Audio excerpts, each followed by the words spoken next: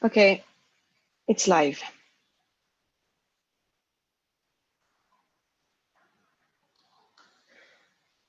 Okay, so we are now live on the Africa Code Week page to celebrate International Youth Day. With us, we have Jerry Toba from Nigeria, Victoria Nkabanjo as well from Nigeria, Elie Savata from Kenya, and Marian Mutui from Kenya. My name is Alice Hartman. I am the Africa Code Week social media manager, and I am very happy to present you with these incredible young people from Africa that we want to celebrate today. We also now have Alexandra van der Ploeg, who's the head of global CSR at SAP. Let me thank you first and foremost, Alexandra, for joining us and agreeing to share some words of wisdom and some inspiration for these young innovators that we're very proud to have today. So welcome, Alexandra, to this event. Thank you. Thank you for having me. It's a huge Sure. pleasure. Sure. All right. Do you want me to start straight away? Yeah. We have today we have 5 of them. We're only missing Jefferson Kangacha, who's Yeah, I was struggling just with gonna the say I internet. didn't see him. Yeah, Jeff is Yeah, he's actually the only one that I struggling. know. So I know. I know. I was like, duh. But yeah, he's struggling with his internet connection right now, Oh, but he'll join us after whenever that is possible. But Ellie okay. works with him, Mhm. and he's also a global team leader. Hi, Ellie. Pleasure So, meeting you. so yeah, Great. we have And Ellie, pleasure meeting the Jerry. others as well. So nice. I hope that I get to know you a little bit better over time, just as I know Jeff a little bit better. Yeah, so look, first of all, thank you. So I want to thank all of you that you're joining today and that you're interested in this conversation, but that you're also not just interested in it, but are actually driving the conversation. And I think this is the first point that I want to make. You know, it's so easy to always say, we have to give youth a voice, right? But how do you actually action that? And sometimes it's unfortunately what it leads to is that, you know, young people are being invited to the table, but when it comes to actual decision making, their voice was heard, but maybe not really taken into account, right? And then things just continue in the same way as before. But you know, through the work that we've been doing at SAP and through our partnership, for example, with the We Are Family Foundation, and actually also through my own kids who are now teenagers and who have a very strong mind of their own, obviously, you know, I think that I have seen some of the most impressive and most sustainable and interesting innovations coming from young people. And I think what I see our role as sort of in the corporate world with more traditional structures and maybe not as much flexibility and agility as what you bring to the table, the role that I see on our end is twofold. One, making sure that you're not just at the table as a voice, but you're at the table as a decision maker. And two, that we help you accelerate on your innovations, and that we sort of bring that level maybe of expertise and experience that might help you bring your ideas into such a format that you can actually drive systemic change with it. That's where I see our role, right? So it goes both ways in terms of you inspiring us with the innovations that you're driving, us listening much more to what you actually have to say, and what change you're seeing, what change you want to drive. And on the other hand, us sort of providing the tools and the support that you might need to be able to move things faster and in the right direction. And this is something that we've been doing, as I said, with our partnership with the We Are Family Foundation and some of the young leaders that we've been working with. You know, the other reason why I think it is so incredibly important that you are decision makers and not just voices has a lot to do with the situation that we're in currently with regards to education worldwide. I mean, COVID-19, even before COVID-19, we were in a global learning crisis, and UNICEF and UNESCO have been saying this for years, that we're in a global learning crisis. Where we have made progress is getting children into school. But getting children into school doesn't provide quality education. It doesn't ensure that kids know and young people know, have the kind of skills and competencies that they ultimately need to drive change in the world, and to drive their own future. And what COVID is doing is it's actually accelerating the global learning crisis that we have seen before. So I'm going to throw a few figures at you, and I'm sure you guys know all of this, but I just want to put sort of a bit of a context around it in terms of some figures. At a global level, young people who between 15 and 24 have always been around 3 times more likely to be unemployed than any other age group. This is pre-COVID. The share of young people who are not in employment, who are not in training or education, is even worse. Prior to the pandemic, it was about 1/5 of young people who were not in education, employment, or in training. That's about 267 million young people around the world. That's a massive number. But here's where it gets even worse. While the number of kids that were not attending school was not that critical, 800 million of them were not on track to learn the most basic skills. With COVID-19 disrupting education as massively as it is doing right now, what is anticipated is that by 2030, more than half of all young people on the planet will not have the basic skills for employment. I mean, let that roll off your tongue. That's an insane number. More than half of young people will not have the basic skills, and those are statistics and facts that we cannot just accept and cannot just say, okay, that it's just the way that it is. We have to make sure that we double down on our efforts with regards to quality education, which is also why initiatives like Africa Code Week are so important. But even more, I'm looking forward to hearing from you and hearing about the thoughts that you have, the ideas and the initiatives that you've been working on, and how you see the world and how you want to change it. And I think that's more important than all, because we're talking about, it's so easy to bring these statistics, and me as sort of a middle-aged white person, it's very easy to sort of to say these things. But does it affect me? It affects me in the sense that I have kids, right? But it's you that it affects directly. It is your presence and it is your future. Let me say one last thing before I hand it off to you guys. You know how people always say that young people are the change makers of tomorrow? To me, that's complete nonsense. Young people are not the change makers of tomorrow. You are the change makers of today. And I think with everything that you're doing, you're demonstrating that on a daily basis. So with that, I'm going to hand it back to Alice and hand it back to you guys.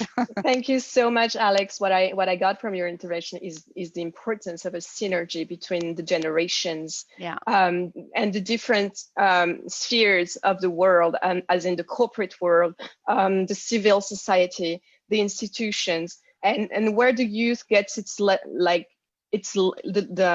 innovation of the youth is important, but there's also the need for the structures and the means for them to implement whatever they have in mind to change the world. So thank you so much, Alex, for sharing this important thought and this important wisdom for us. Thank you for being here. And you guys, if you have any comments, now is the time. So Ellie, maybe? Yeah, thank you, Alexandra, for your wonderful speech. And I actually agree with you that young people are the change makers of today, in a sense that we are building the kind of world that we will inherit tomorrow. And it calls us into the space where we are supposed to be held accountable. And if not now, when? Wonderful. Ellie, what did you want to present today? Today is a Yes. science fair. So all of our guests have projects and they've been working on interesting, innovative ideas that start from very little, sometimes from scratch, let's say, that we build stuff from scratch here. But Ellie, you had something that has to do with climate change, if I'm correct. Yes. Once again, my name is Eli Savatia, and let me share my screen with you. Yeah, go ahead.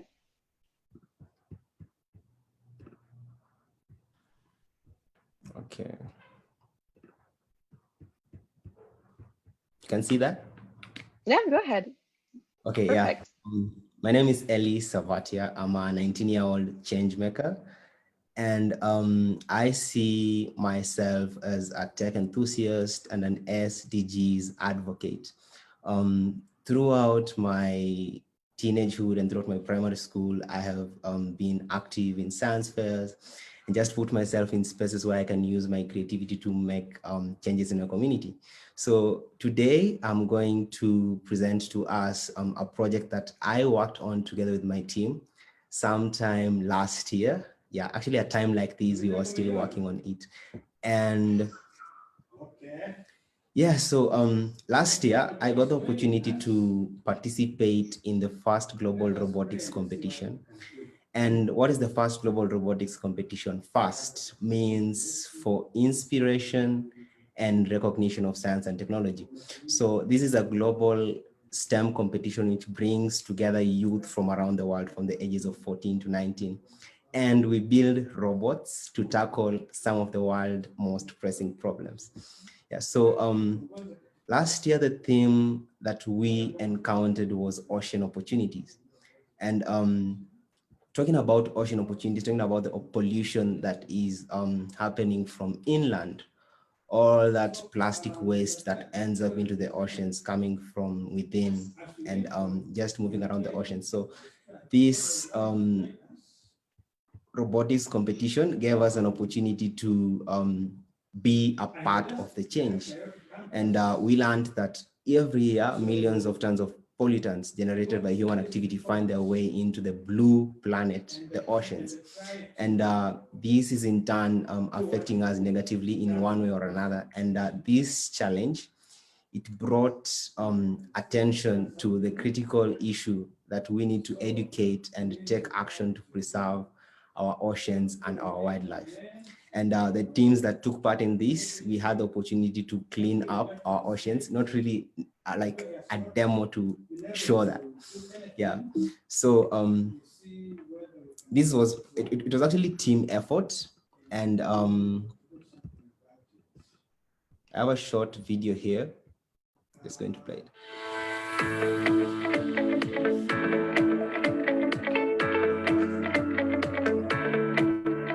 STEM is important to me because the world is changing, and to embrace these changes and come up with solutions to the problems, one needs to have acquired STEM skills.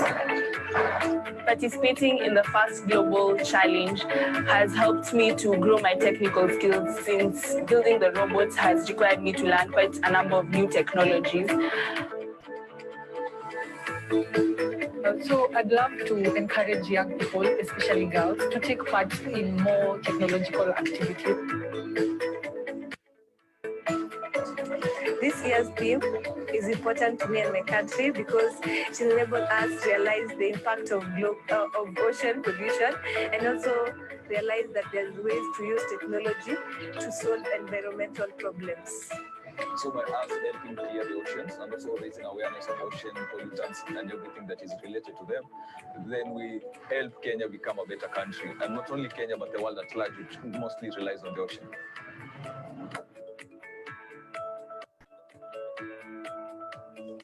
Yeah, so that was Team Kenya. I was part of the team that built the robot which represented Kenya in the first global robotics competition. And I'm just going to take us through the robotics build process, how it was, the experiences that we had. And yes, so the kit arrived sometime in June. And we were excited that, okay, we have this chance that we are going to use our skills and learn the 21st century skills from teamwork, collaboration, critical thinking, and going to apply that in the project.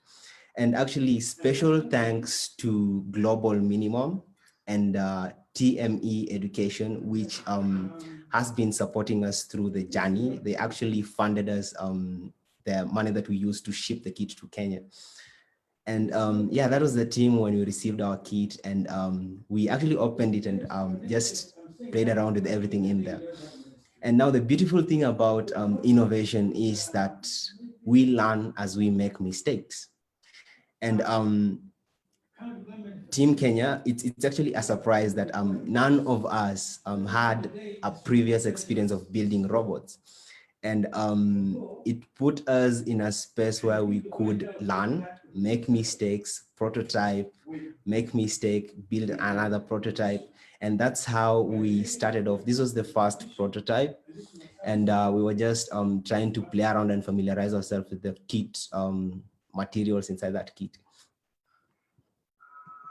So 2 months later, that's in from June, July, and now we are in August. And here we had explored everything in the kit. And actually that's the joy about innovation. You play around with the materials. You just play around with them and get to try out. And through trying out, building iterations, this is the progress that we made 2 months later. Yeah, we had around 15 iterations, building, remodifying it, building, remodifying it, building, remodifying it. And this is the team at the Jimin offices when you are assembling the robot. Same here, same here. Yeah, and this is my team. And actually I acknowledge this was team effort. And just one of the 21st century skills, collaboration. And together with my team, we worked together to bring Wema into life. So talk about Wema. What is Wema? Wema is a Swahili word for goodness. And the reason why we decided to name our robot Wema, this is the robot now 3 months later. We decided to name her Wema because the theme that we were tackling, okay, ocean pollution, it is a global crisis. And we want to use technology to bring goodness, hence the name Wema. Yeah, so what does the robot does exactly? Yeah, so Wema was designed to pick pollutants from an ocean. So from the game design that we had in the first global robotics, we learned that pollution that ends up in the ocean. So the solution that we came up with together with other teams around the world was to build a robot which is going to pick pollutants from an ocean. So for the game design, since it's it's aligned as a game, we kind of like have a demo. So we have a practice field where we put pollutants. So we had macro and micro pollutants, like big balls and small balls to represent pollutants. So in that case, the robot would, it's actually driven with normal PlayStation, normal PlayStation pads.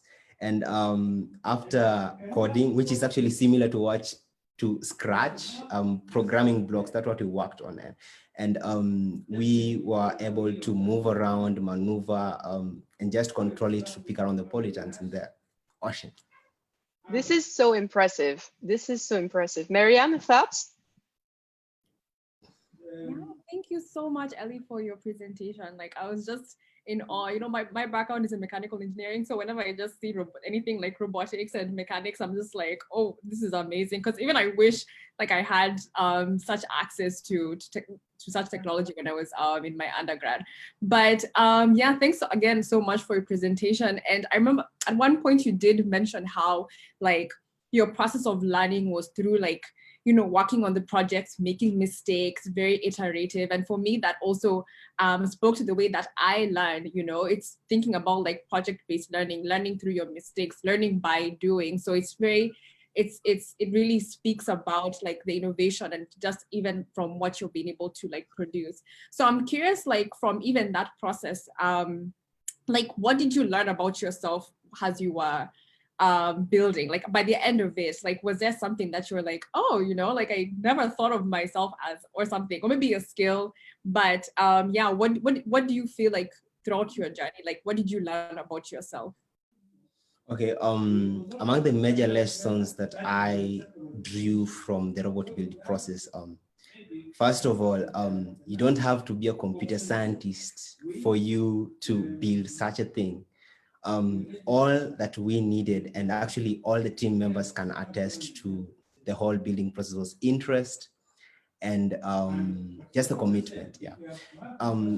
As young people, I mean, like if we are interested in whichever journeys that we choose to pursue and stick to it, and also the learning through making mistakes. As I said earlier, I mean, it was a first time experience for every one of us.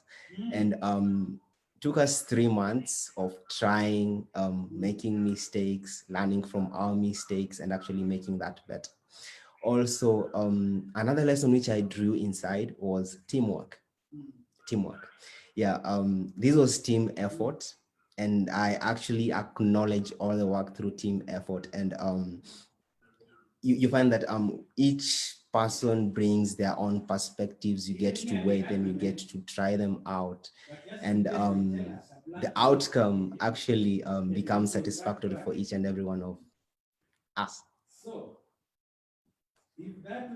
I see that you mentioned that teamwork is an essential skill, and that's true. I mean, we see that in our generation, more and more educational programs are project-based programs, and then we learn the importance of collaboration, and I think it's a very essential skill beyond STEM and science that that proves that what we do here at Africa Code Week is relevant for like life. It's lifetime learning. Like you learn skills that you will use for the rest of your life. You learn how to work in a team. You learn other essential skills like that. Jerry, what do you say? I see you nodding. I think it's a great idea for students. You know, I've been around for quite a number of years now, training a lot of people on robotics, and what you just did now is very clever stuff. And he talked about teamwork. Teamwork is one of the gospel I've been preaching to a lot of people here. You have to work as a team. You have to collaborate, because you might think you know it all, but when you hear the ideas from other people, you see that it's all coming together. So teamwork is very essential. Gracious professionalism is very essential. And most of it all, I love when he said that you don't need to be a computer scientist to be able to do all of this. So what we're trying to preach is you don't need to be a computer scientist before you learn how to code. You don't need to be a computer scientist before you learn how to do all of this stuff. So tons of great one. Yeah, Victory? So Jerry said what I was about to say. I mean, I think that's like the one big thing that stood out. Well, there are two big things that stood out. But the second thing that stood out was when you said you don't have to be a computer scientist to, you just need commitments, you need interest. And I think that's one thing that's like scares people off, because when you see what people have done, like you built a robot, you're like, who am I? Like, I can't do this. And I think like just overcoming that self-doubt and just giving everything a shot is the big thing. And then you mentioned that you started out with no knowledge. So none of you guys knew how to build robots when you started. And then look at you now, you have Wema. I mean, I think that is so amazing. And it's really, really inspiring. So that's so cool to hear from you guys, Ellie. That's amazing. Yeah, Victory, did your project involve teamwork and any other skills like that? Do you want to present your project? I mean, if you want me to go ahead, I can now. Of course I do. It was a rhetorical question. Okay. Yeah. Okay.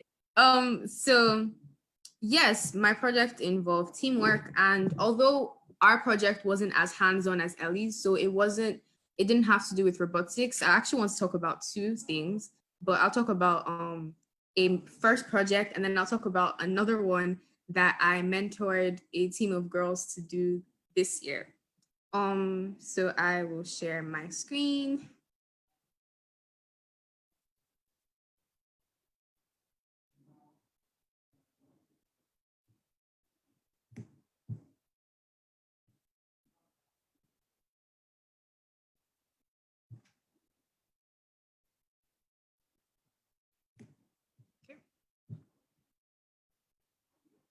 So can you guys see my screen?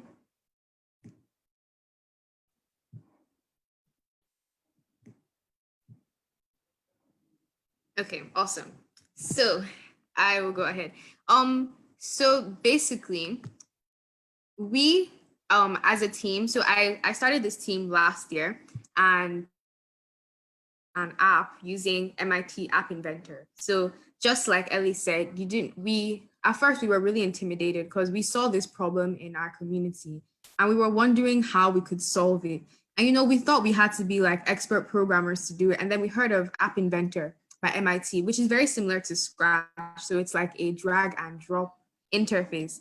And the problem that we tackled was, because we live in Lagos, and Lagos is like the most populated city in Africa and in Nigeria, obviously, there's this problem that we face so often in our community, and that is vehicle obstruction.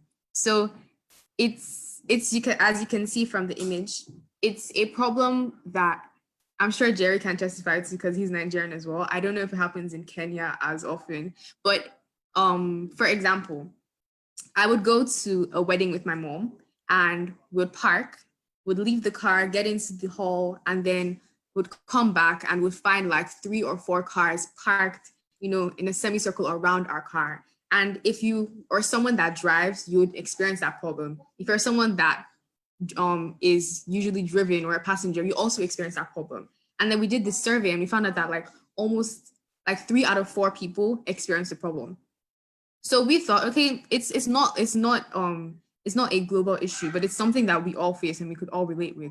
So why don't we try to solve the issue? I hope I explained the problem properly, but that is vehicle obstruction. So we came up with this app, and the name of the app is Frost Park. So we built a prototype using App Inventor, and currently we're working on the version we want to release on Google Play Store and the Apple App Store. So what Frost Park does is that it solves the problem of eradicating car obstruction or mitigating it. And I'll walk you through exactly how the app works and yeah, basically how it works. And if you have any questions, you can let me know. So I want to put this in full screen. Okay, so basically the main feature and how it works is if I leave my car, what I get to do is I can store my location, and you basically click on this button. And when you click on the button, the app tracks you. So the app keeps your car's location. And if any other car comes in proximity to your car and they're registered on this app, you get notified. The app has a timer option. It has a map display, so you know where you are once you leave your car. And this is a sample of what happens. So if I leave my car and I go into a hall and I'm, doing my thing, I left my car, I parked it, the app will literally tell you that there's a possible obstruction detected and also allow you to communicate with whoever is likely obstructing you. So this is the basic function, and I'll walk you through the entire app now. So on launching the app, Frost Park, this is our prototype. I know it looks a bit rudimentary. You basically log in with your details after registering. You log in, put in your email, you put in your password, and once you logged in, you are taken to your profile page where you have all your personal information like a regular app does.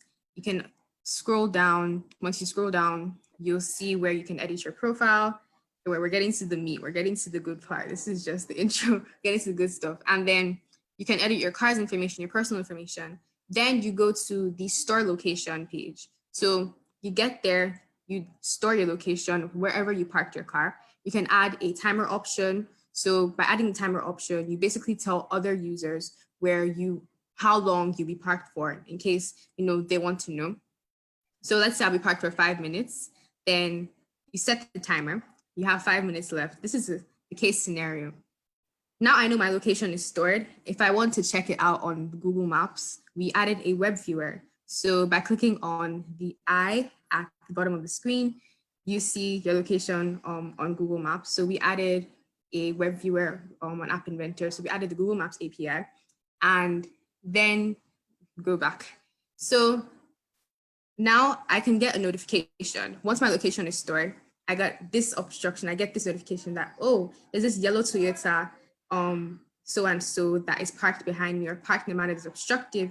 And by clicking on the yellow button you saw, I can start a conversation with this person and tell them to, please repark because I'm coming back to my car soon, or ask them if they're actually obstructing my car, come to some kind of negotiation. Okay, I'll be back in 5 minutes. Can you repark?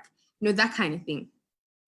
And once that happens, well, obviously, we're not going to get a response because this is not in real time, but you would get a response and you'll be able to communicate with that person from wherever you are and get back to your car knowing that your car is secure. You don't have to go around asking, oh, do you know who parked behind me? Do you know who did this? And then you log out. So that is the basic function, and that is how it works. I hope that made sense. It does. Thank you. Wonderful. Thank you. And currently I'm working on my app development skills because this is the prototype. So this is what App Inventor does. And this is what, only a few people can use within a specific area. But as a team, we still want it to be as big as it can get. So we want it to be something that everyone has access to, first starting in Nigeria, of course. And that has pushed me to, want to be a computer scientist. I didn't start out, as a computer scientist. I started out as I had this imposter syndrome. No, I can't do this. I can't build an app. I mean, look at this. And then this was last year. So we created this last year. And then this year, my sister was like, well, I want to do what you did. And then she had this group of girls who wanted to solve this problem. So this is more agriculture. This doesn't have anything to do with parking. And they did a survey and they found out that people, even if you're not a farmer, if you want to start a garden, for example, you want to plant something, but you don't know what to plant. You see soil, but you don't know what kind of crops you could, cultivate successfully with the soil. So they reached out to me and were like, well, we want to build an app for this. And I was like, okay, I can totally guide you and we can totally do this. We can create a solution. So I also taught them how to use App Inventor, and they were able to come up with what they call Tomorrow. And this happened really recently. I think they finished the project about last month. So the prototype as well. And don't worry, it's not long. I'll quickly walk you through how it works as well. Sorry.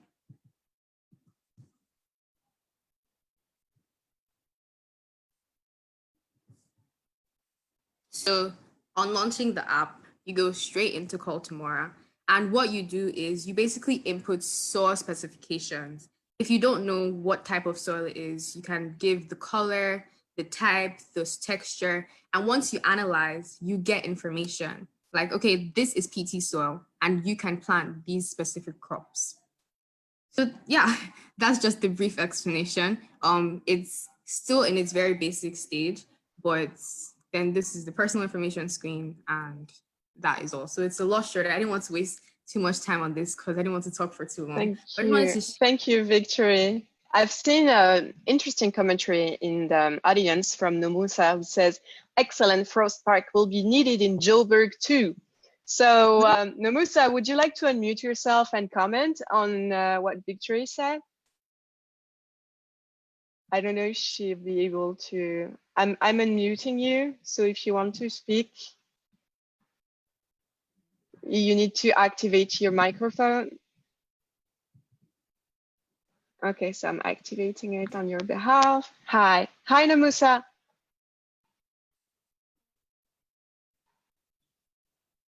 Nomusa, is she available? I mean, Okay. I think that's really interesting because when we thought it was just a Lagos problem, but it's awesome to hear that. Not No, awesome. apparently Johannesburg needs it too. And Marian, you want to comment? Yes, I do. Go ahead. Victory, thanks so much for your presentation. And yes, I mean, even for Kenya, I think we also need it because I've actually had a similar experience whereby many times, like I've parked the car and I'm just like going back to the parking lot and I'm wondering, now who is this person who was parked in front of me? And so you waste so much time going back and forth, asking now. I know. Guards, like, do you know this person who has parked here? Yeah, it's so chaotic. So finding like a solution that can solve that problem, I think that's really fantastic. I actually have two questions. One being like, because I know the name of your app is Frost Park. So what does that mean? Like, what was the inspiration behind the name? And then my second question was, I don't know if you touched on it, but maybe expounding further on like what are your next steps like with the project? Like what do you and your team plan to do? Like what's like phase 2 now that you have like this prototype? And I heard you say like it's rudimentary. I'm like, no, it's not. Like that's what prototypes supposed to look like. Like trust me, if you've seen some of my prototypes, like they're really not the best. But yeah, so what are the next steps for you? Okay, thank you so much. So I'm actually happy you asked the question about the name of the app. And for the actual version, we actually plan to change the name. So when we were brainstorming, I feel like we were so much younger, and I don't know why we feel like we're much wiser now, but the name just doesn't resonate that much. So how we came up with Frost Park is we thought, okay, when people get obstructed, there's a lot of heat. And it gets really hot between, like people exchange words and they get angry and the atmosphere is just hot. And they were like, we want to like cool things down. We want to take things down a notch. And then we thought of frost. We thought of like cooling things down. Then we were like, Frost Park. Boom, that makes so much sense. So then it made a lot of sense. But the name we plan to change it to is Repark because I feel it's a better name. But for the prototype, yeah, the name of the prototype is Frost Park. And for our next steps, currently, we are working with an app developer, and we're also building on our app development skills. We are also looking for people who are ready to key into the idea, who see it as much as an effective solution as we do. So we're looking for partners, and just we are currently trying to build something that is, well, you said it's not rudimentary, but something that works. We have to do a lot of testing. We have to do a lot of taking it out there before it can actually be on the Play Store or be on the App Store. So building a version that is accessible to all, that is where we are right now. I hope that answers. This is great. And I'd like to remind the audience that Victory is only 16 years old. Just saying. Age is not relevant when it comes to innovation and creativity. And creativity actually yields innovation. And that's the point of reaching global change. Like when you tackle a problem like car obstruction, and then you manage to ease situations on a daily basis, then people are maybe more relaxed and more available to look at new things and to not feel tired by a long day spent in the car. As a driver, I totally agree that car obstruction is a problem. I see a comment from Vicky, and Vicky is one of our ambassadors, and she says, lovely app on the agriculture side, would love to see this being developed further. So again, more encouragement for your sister. Jerry, what do you think?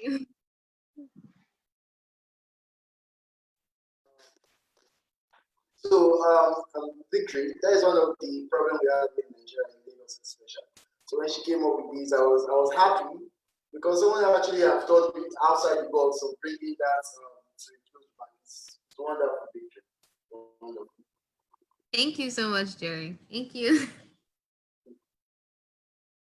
Did you want to present something you built from scratch as well?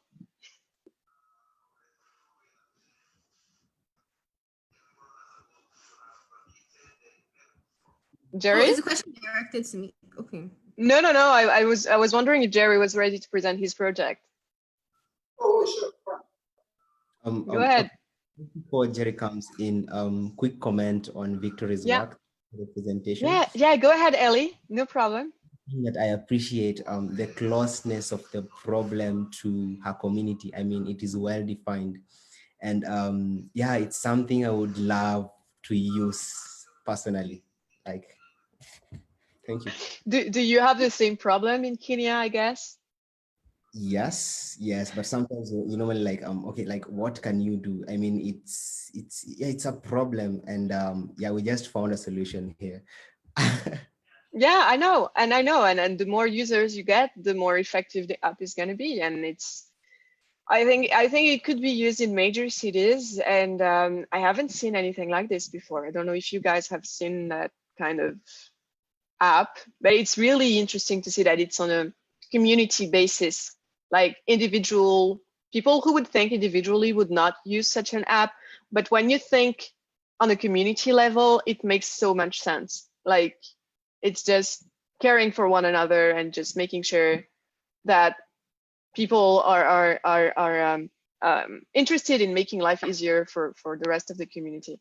Someone's asking that Jerry come nearer to the microphone when presenting. There you go. You have the mic, Jerry.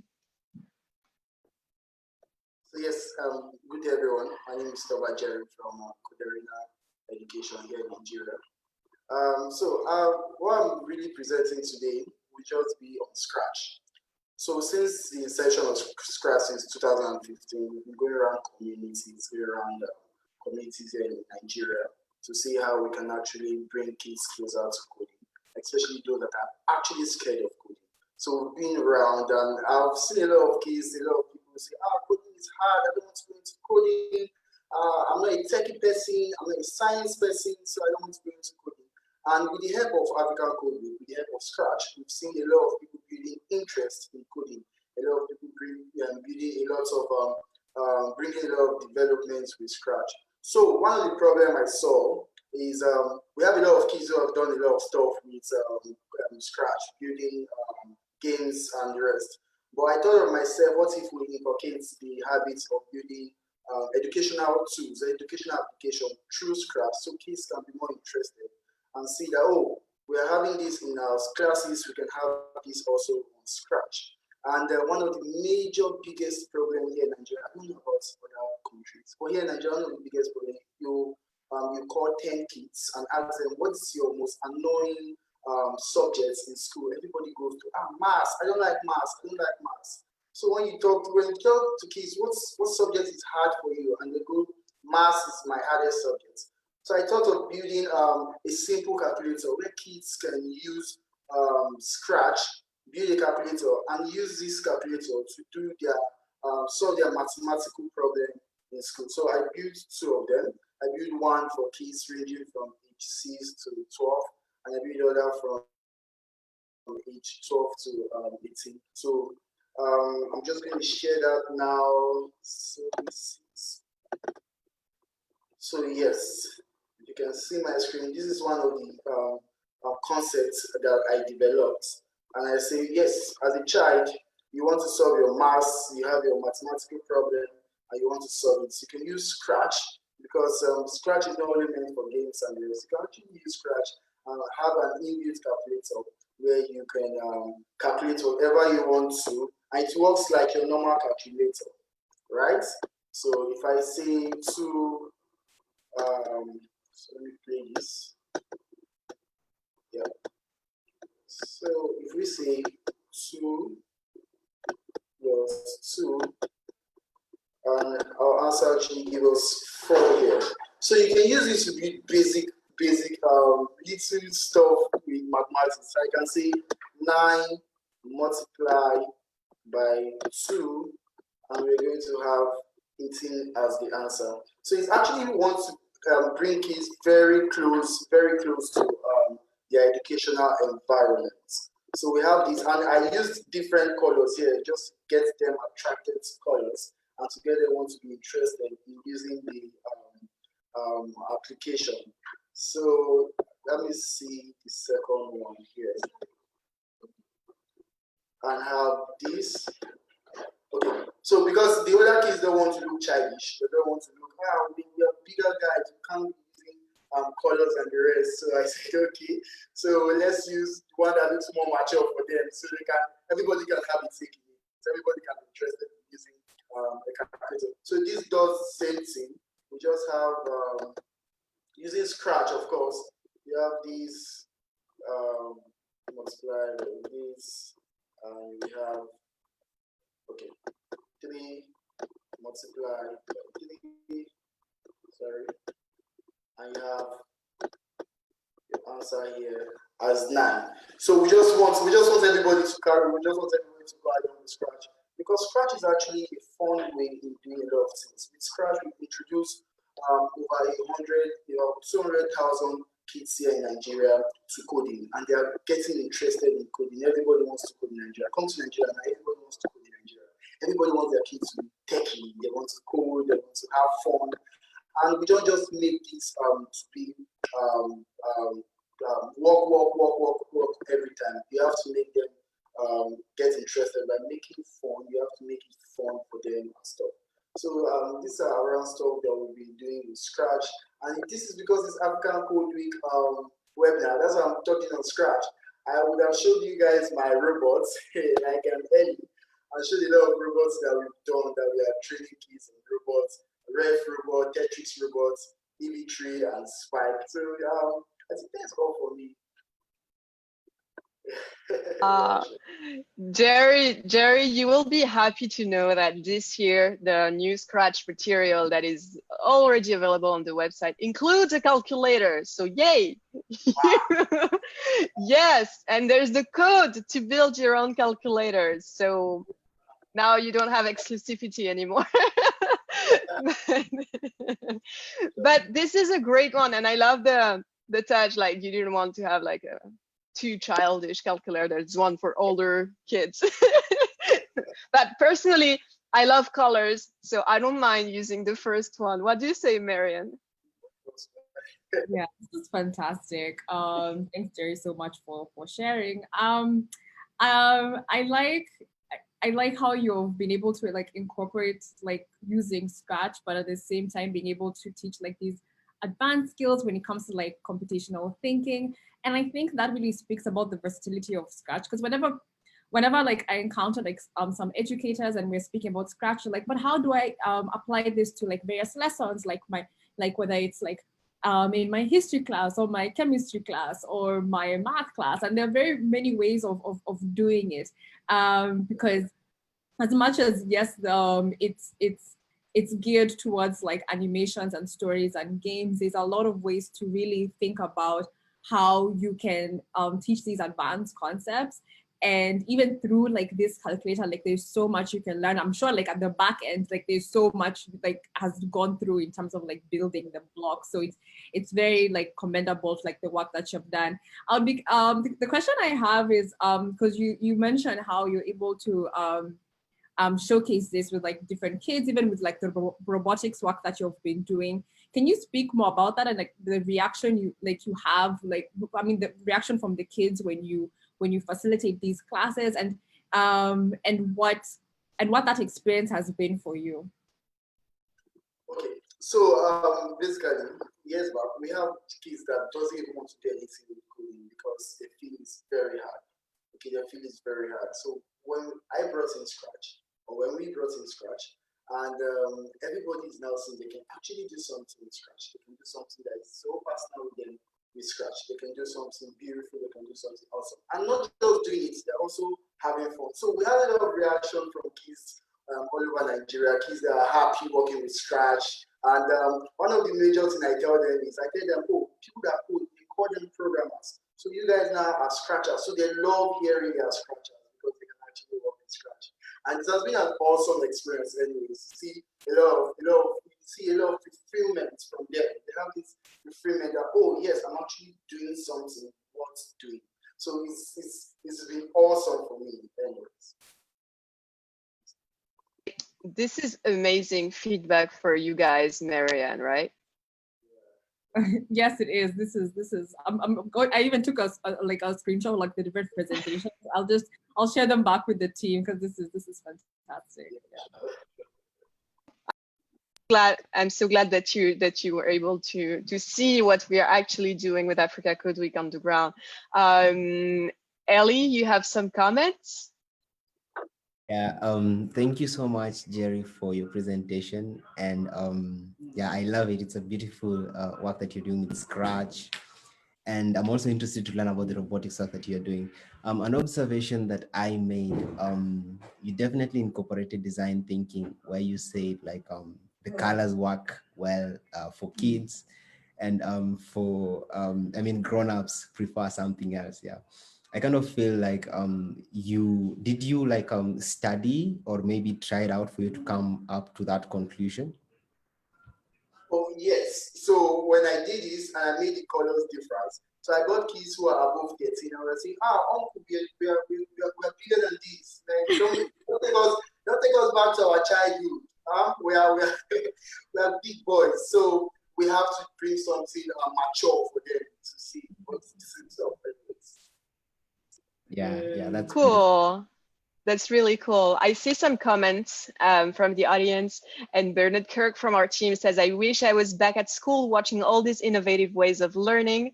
So yes, we live in a very lucky time. But when I was in school, computer science was not on the table. And I mean, we had computers, but like nothing about coding or anything. And when I see like young kids interested in building games, making animated films or whatever, it just wows me all the way.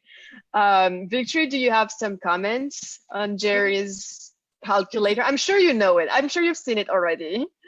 But so I just want to like testify to the fact that, or not testify, testify that Mr. Jerry is such an amazing instructor. So I've like watched his Scratch lessons. I've been there live, and he breaks it down. Like he said, people just get scared hearing the word code, but he doesn't make it like that.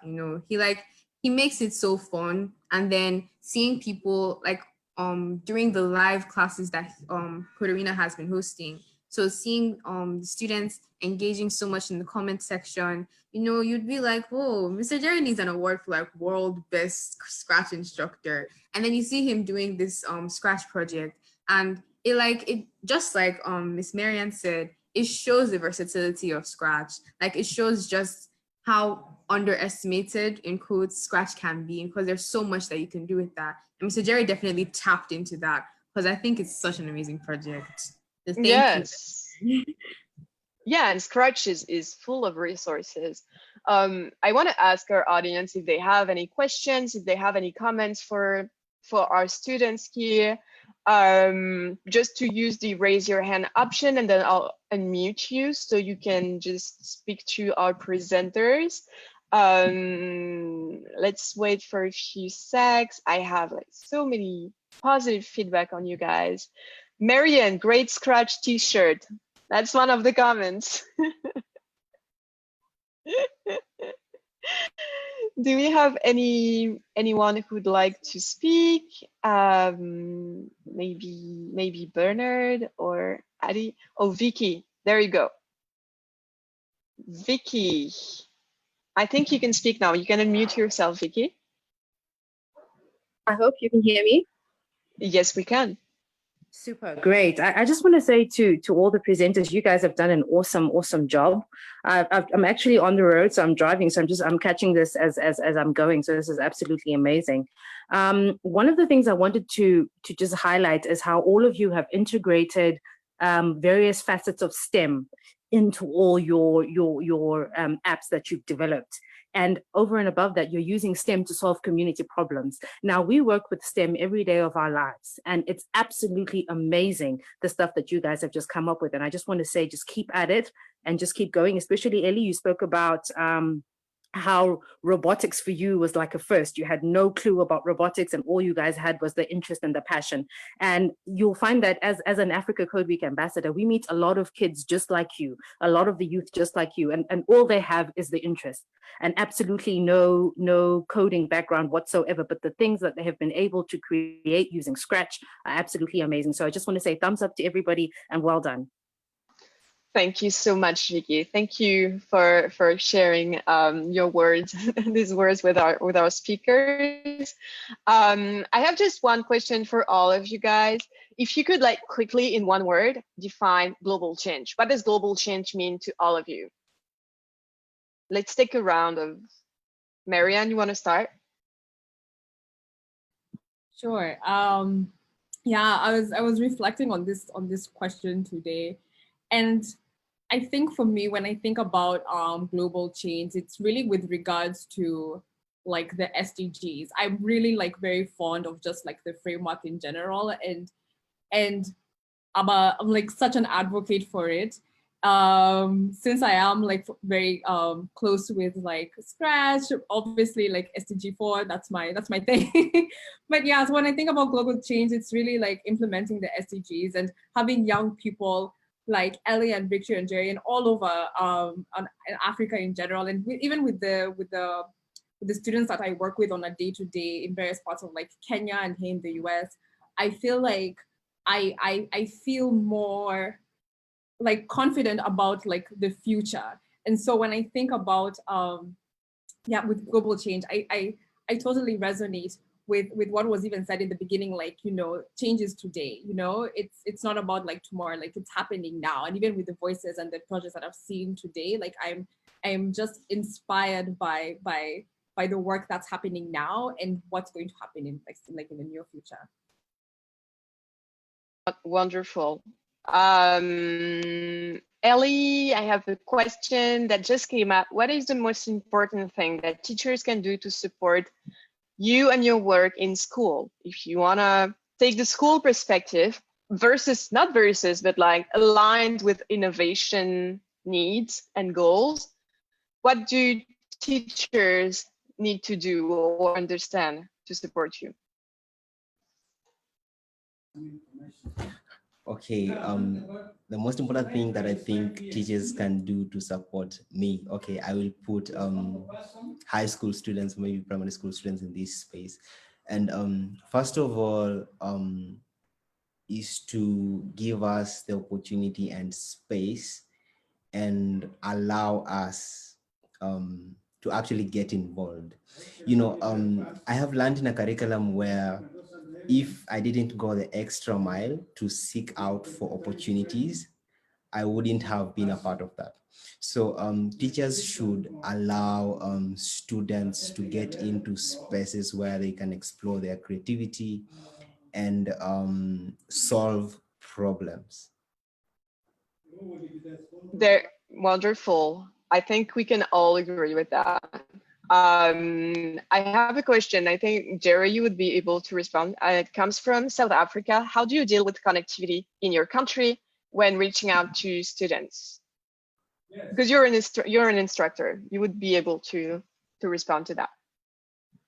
So because of the current pandemic, we've moved all our programs online.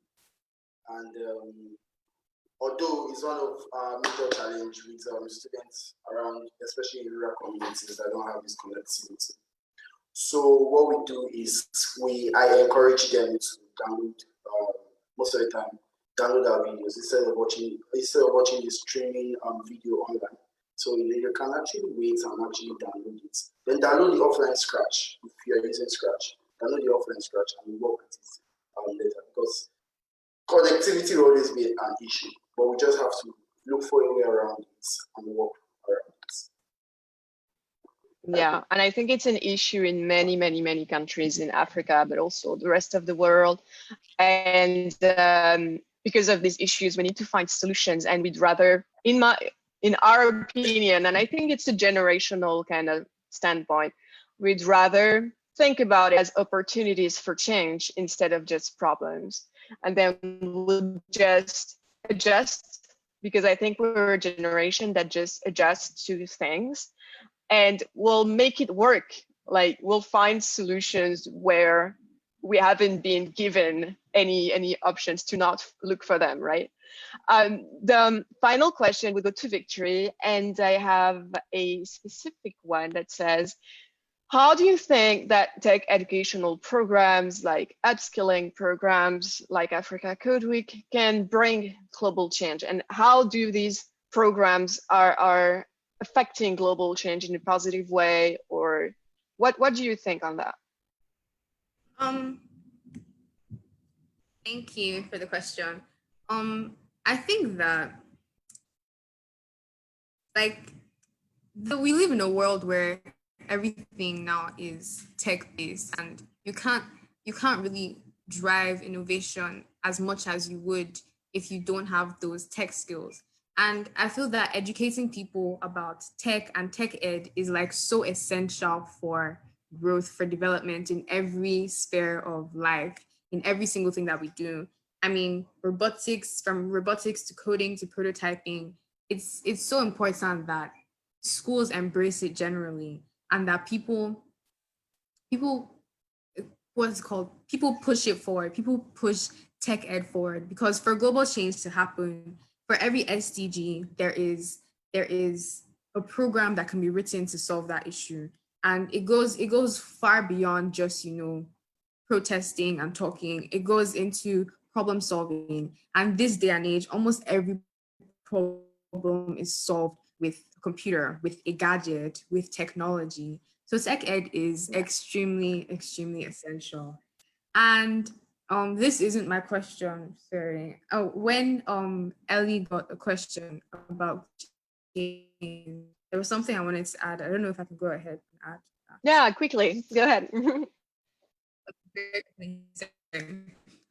So I think that when about global change, I think this is really important. There's this term that came to mind, and it's Ubuntu. So it's a South African term meaning I am because you are. And what I have realized, the people I interact with, is you can't really pursue global change if you're not selfless. So Ubuntu is just like the concept that my existence completely depends on your existence and the entire world thriving. So I feel that for global change to actually work, people have to, you know, put themselves in other shoes, because before you can solve a problem, you have to see the problem, you have to, you know, feel the problem, you have to feel like, okay, this is something I want to be a part of because it affects other people. That's not just me. So like thinking of everything that we do as like in a way that that we do in a way that can impact other people's lives and not just ourselves. Just being selfless. That's global change for me. Marian? Thanks You're so much. you're muted. Back now. I realize we're like almost running out of time, so forgive me if I just like take 1 minute just to just make a comment rather than a question. But as I mentioned before, I'm very inspired by like all the work that's like you've put into this, and just hearing your stories is so good for me even to be here. So I really thank everyone for like inviting me to this presentation. And one thing that I kept hearing from like all the presenters generally was how like they started off like, you know, not thinking that they were like not being a computer scientist, or not thinking that maybe they had these skills, but learning along the way, having that imposter syndrome.